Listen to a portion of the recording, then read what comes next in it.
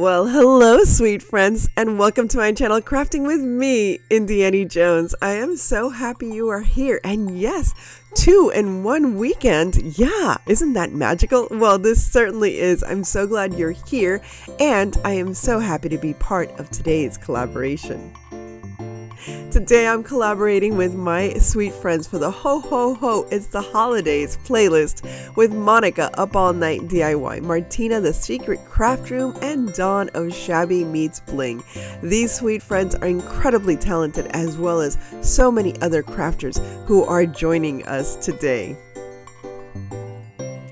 If you're starting to pull out all your Christmas decor and find that you have a lot of mismatched ornaments or ornaments that you're not going to use anymore, or they may be broken, they don't have the tops, this is a perfect idea for you.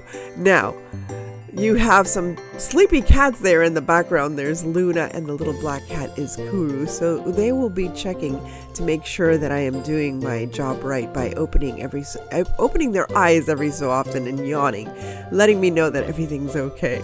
So I had this paper mache Christmas tree that I stashed away from last year that I bought probably at like 70 or 80% off from Hobby Lobby. And I did see that they still have them again this year. And what I'm trying to do here is just poke a hole into the paper mache to be able to add the Christmas tree ornaments. Now, I tried initially to just glue them without securing them into the paper mache. I'm telling you, this is much better. Even if it takes a little longer and a little more elbow grease, as you can see, I think it's well worth it to make sure that it's secured. Now, I'm also adding a little touch of glue to each ornament as I am inserting them into the paper mache to make sure that they don't fall out. Now, there will be gaps, and don't worry about it, we will fix the gaps later. Just go one by one and use a screwdriver, whatever have you, or even a little razor. Just be very careful with your hands and don't hurt yourself doing this craft. Now, I'm just going up, layer after layer after layer, and I thought about it afterwards, and maybe if I make another one, I would like to swirl the ornaments in some sort of pattern. I wasn't thinking pattern, I was thinking let's get this done. So this is my let's get it done pattern, where I'm just layering one layer of the balls one on top of the other as I go up. Now, as I get closer and closer to the top, I am going to use smaller ornaments, as you will see later.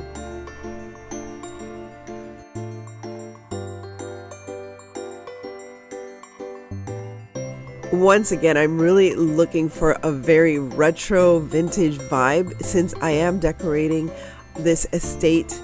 It's a museum actually here in South Florida, the Deering Estate, and my theme is rocking around the Christmas tree, so I decided to go with a retro kitschy theme. And I think all of these colors fit so perfect for this, because I recall as a child there was no such thing as like a theme to a Christmas tree. Well, sometimes there were, but at least in my mom's tree, it was just whatever ornaments we have that survived the previous year, that's what's going up on the tree.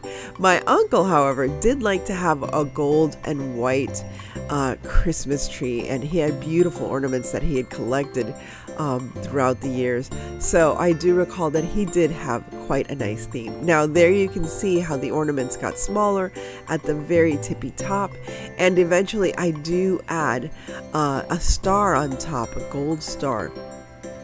Now, once I have all the ornaments secured, I am using some very, very inexpensive tinsel. Tinsel? Yes, tinsel. I think that's what this is called. And I'm just adding it in between them and weeding it through in between each one of the balls.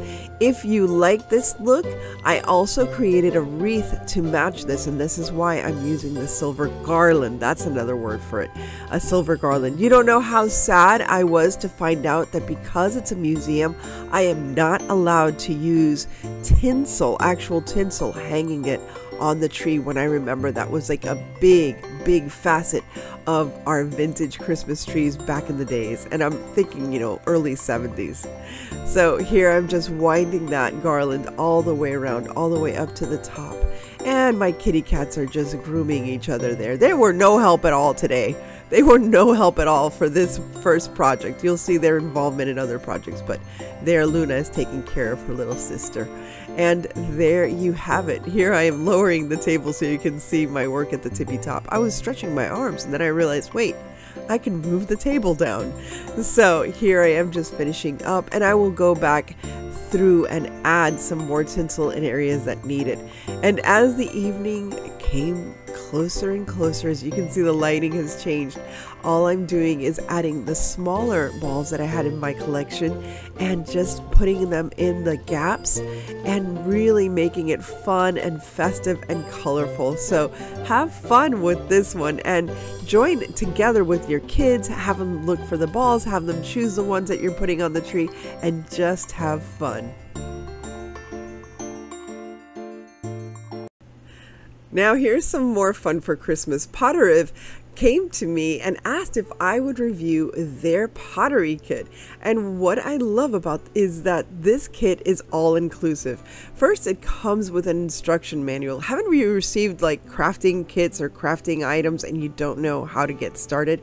Well, this was a fun and easy guide just to some cute ideas of things you can make. But of course, I have my own ideas, but it comes with everything. It comes with this wonderful set of acrylic paints, and I see a nice brown color there that looks like it could be gingerbread, plus a little painting tray. That's always nice. It has a base coat and a gloss coat. Now, make sure you wear gloves when using both of these. Now, look at this, all of these wonderful crafting tools. Absolutely fantastic to create your own clay creations. And of course, a little sponge to keep your clay nice and moist. And it also has paint brushes, and it also had a water bottle. I'm sorry, I forgot to include that as well. And 3 of these wonderful bags of clay. So let's get straight into this. And since I was working with trees, I wanted to continue working with trees and create a little like a little ceramic tree, kind of mimicking those old-fashioned retro trees. I had these styrofoam cones from Hobby Lobby. Again, these are the kind of items that people leave behind and don't buy at, during the after season clearance. And I make sure to buy them up in bulk because they are so clever, so good to have around, especially if you're a crafter. You can use them all year round. So here I am covering the cone with the Pottreative clay, and now I'm going to use my mold. Yes, this clay works perfectly well. It's air dry clay and it works perfectly well in molds. One thing I have to tell you, as always, whenever you use air dry clay, I always try to make sure that it's moistened. I hate using that word, but that way you remove the chance of cracking. I used baking powder just to make sure that the clay wouldn't stick to the mold, and as you can see, it demolded very well. Unmolded, demolded, whatever you want to call it. And again, keeping it nice and moist so that it does not crack. And it's so easy just to add it to the clay tree that I created previous. And look at how nice and neat that looks, just putting it around the tree. Now this mold, I believe I've had for years, and I think it's perfect just for this because it makes like a Christmassy kind of garland, almost like ivy kind of garland to go around the tree, and there's even little berries on it. So this is absolutely perfect. I'm sure you have some molds that you can use as well. Now the clay dries within, I would say within 8 to 10 hours, and although they did provide some paint, I did want to use this deeper, darker green, and all I did was I added a little bit of water to the paint just so that it would get into all the crevices properly, and this color just gives such vintage vibes. Now, covering the whole clay tree, super easy to do and fun, and the fact that I am painting it quickly also means that it's going to remove the opportunity for it to crack if it hasn't cracked already. And it didn't crack after a few hours. And I let it dry for like just, a couple of hours, and there were no cracks, but I just wanted to make sure that I sealed it in a way. So here I am creating some cookies. I thought this was wonderful to use with cookie cutters that I had around the house, and the clay was wonderful for this. Now this is a great project to give to your kids. If you're busy making Thanksgiving dinner, give them this whole kit and they will be busy for hours without turning on the TV. So this was a lot of fun to make as well. And the paints that come in the kit are perfect to make little cookies. And it worked with all of my cookie cutters just fine. And as you can see, I rolled it out with my little rolling pin. And there you have it. Such fun. Now, I didn't complete all of the cookies because I have so many other things to do, but you can see how much fun this could be for a family who loves to craft and to create, or for family members that have never crafted before. This is a wonderful way to get them started and inspired. Thanks again for Pottreative for sending me this wonderful clay collection, and you'll see me using more of this clay in future episodes.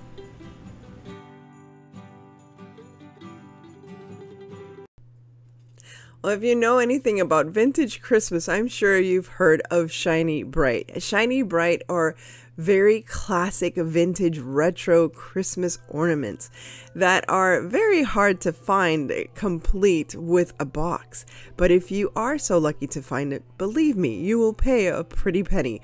How about this? Why not pay a pretty penny for these cocoa boxes?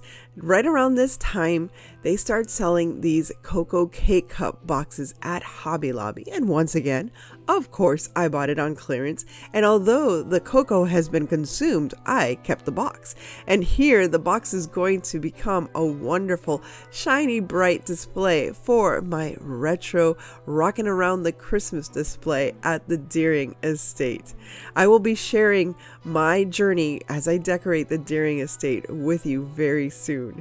So here all I am doing is trying to make the box actually fit some classic looking ornaments for the Christmas ornaments, but these are plastic, not necessarily glass blown ornaments as the Shiny Brights are. And all I did was just cut down the K-cup size just halfway through so that I can stick an ornament in and it'll fit without breaking the plastic on top. Isn't this perfect? I love this idea. And again, it's just going to be on display, so nobody's going to know that it's plastic ornaments. And the ornaments are literally from the Dollar Tree. So to cover up that Christmas cocoa sign, all I did was create my own little sign just using Canva, and I'm just going to glue it right on top. I got the color matching pretty perfect, so you're not even going to tell that there's another sign underneath. Now it doesn't look perfect right now, but remember, once I put some gloss Mod Podge on top, it's going to be perfect.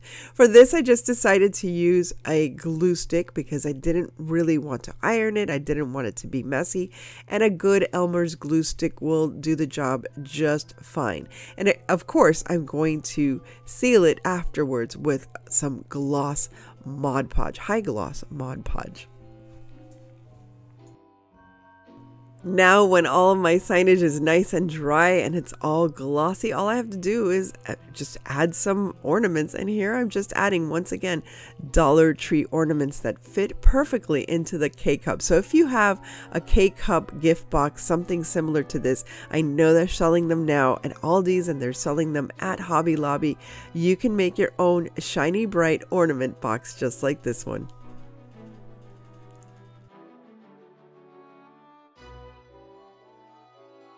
Our theme at the Deering Estate this year is Christmas songs, so I decided to choose Rocking Around the Christmas Tree, and what would be better than a 360-degree rotating stand for my Christmas tree to be literally rocking around the Christmas tree. I was lucky to be able to find this one by COOLWUFAN on Amazon, and I was so happy to get started. I wanted to really try it out. I have never had a rotating Christmas tree stand.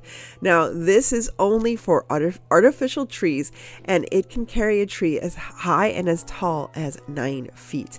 Now, you can see there's a little black kitty cat who's very interested. She is my quality control cat. She is approving all the parts and making sure that I'm doing things properly, following the instructions as told, so that everything works out fine. But I am so excited to have a rotating Christmas tree to celebrate rocking around the Christmas tree. And it even has a remote, so it'll be easy for the museum personnel to be able to turn on the lights and to turn on the rotating stand.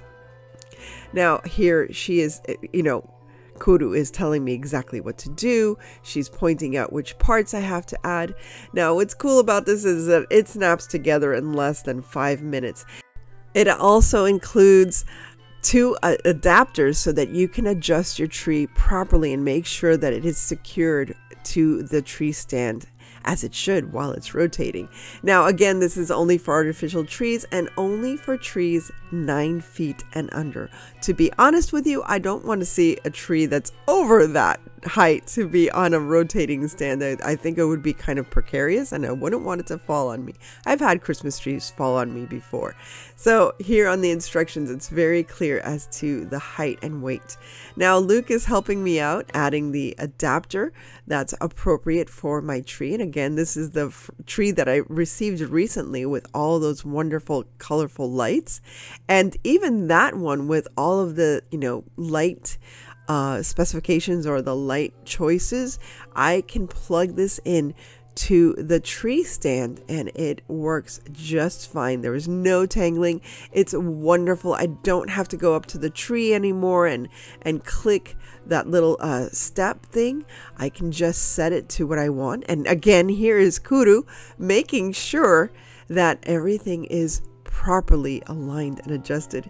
And here, once we plugged it in, it works just fine. Look at this. Look at how wonderful it is. This is the actual speed at which it's turning, and it is just so remarkable. I love it. The kitty cats love it, and I think it's just going to make such a statement in my rocking around the Christmas tree room. I will be making a craft specifically for this tree. And of course, we got the final approval from our quality control cat. Please check out more information about this rotating stand in my description down below.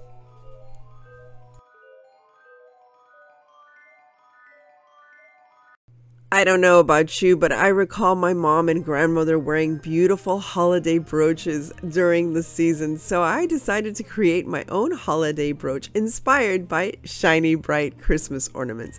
I found this shiny bright I guess it's a cutout, and I actually cut it out. I did it on cardstock, just regular cardstock, nothing special, so it was easy for me to maneuver and to use and glue together and everything. I'll try to find this design again, and I cut this design out a while back. I wanted to do this for Christmas in July, never got a chance, so now is my chance. So all I'm doing is putting together the box. Again, we needed an area where I can place the Christmas ornaments so they'll be safe, and you recall these little inserts. Now all I'm doing is once again just using my stick glue, my Elmer's stick glue stick, whatever you want to call it, and just putting it together. It was very simple and easy, but very fiddly, as you can see. And a lot of you will say, well, your nails are so long. What can I do? Those are my natural nails. And yes, they're still painted from Halloween. I apologize. They should be a nice, bright, vintage red. I will promise you that I'll have some more vintagey nail polish colors to come. But here, as you can see, it is very fiddly, as they say. It's very, that was the most difficult, this was the most difficult part. This little thing here, it was like, oh my goodness, I couldn't get them to be straight. And finally I got them in, they fit in the box. I was so happy. And now comes the fun part. Now, for the top, I needed to have that, little plastic, clear plastic, how can you say it, protector. So all I did was cut out from a toy that I had that I used, the little Christmas, I I used it on my putz houses from yesterday. It was a little Santa Claus came into that. And all I did was use my stick glue. Now, I'll be honest, the stick glue did not work that well. So I did have to use a little hot glue for that plastic insert. But you have to add a plastic insert for it to be truly a shiny, bright Christmas ornament box. But how fun. Imagine wearing a brooch like this while you're thrifting or going antique shopping. You're going to get a lot of attention. And I apologize. I thought I had filmed when I was making the brooch itself. All I did was add a pin, you know, a flat back pin that you can get at any hobby store like Hobby Lobby or Michael's, and that's all I added to the back of this. I will add some more embellishments. I don't know if I'm going to add some small garland around it just to make it more sparkly, but it's just, look at this. This is the cutest thing. So even if you have if you're a miniaturist and you have a toy, you know, a dollhouse, you have to, if you're going to have a Christmas tree and you're going to go vintage, you might as well make your own little Christmas ornament box. Now here I'm making the actual ornaments using my jewelry findings and these wonderful colorful pearls that again I got on clearance in Hobby Lobby. I think that whole box cost less than $3. Believe it, that whole bowl of those pearls costs less than $3. And if you look at them, they look like vintage glass ornaments. And these are not plastic, by the way. They're like glass pearls. And there you have it. Look at how cute they all look. Now, I didn't put the findings on all of them. I got tired, people. I'm so sorry. But I will go back and I'll put findings on all the rest of those ornaments. But look at how absolutely adorable. And all I'd have to say is glue the top, and there's a little paw from my quality control cat shoes nearby, and there you have it. Look at how adorable. And once I add some garland and some other items, this will be a lovely Christmas brooch for me to wear while I'm shopping for more vintage Christmas items. Thanks again to my wonderful friends Dawn of Shabby Meets Bling, Martina of the Secret Craft Room, and Monica of Up All Night DIY for hosting the Ho Ho Ho It's the Holidays playlist. Please check out the links for their channels as well as the full playlist down below. Thanks again for stopping by, and if you like this, remember to like, share, and subscribe. And as always, stay safe, be kind. God bless each and every one of you. And remember to live the adventure and check out some more vintage retro Christmas inspirations on my channel yet to come.